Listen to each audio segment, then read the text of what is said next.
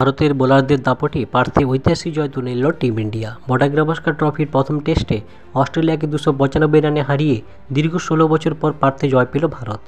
পঞ্চম দিনে ম্যাচ গড়ায়নি। ভারতের দেওয়া 534 রানের লক্ষ্য তাড়া করতে নেমে অজিরা চতুর্থ ইনিংসে থেমে যায় মাত্র 238 রানে।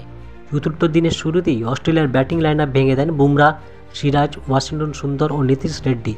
ক্যাপ্টেন বুমরা ও সিরাজ 3টি করে উইকেট নেন, সুন্দর 2টি এবং 1টি করে উইকেট নেন নীতিশ ও হর্ষিত রানা। বুমরার নেতৃত্বে ভারতীয় বোলারদের ধারালো বোলিংয়ের সামনে অসহায় হয়ে পড়ে অজিরা।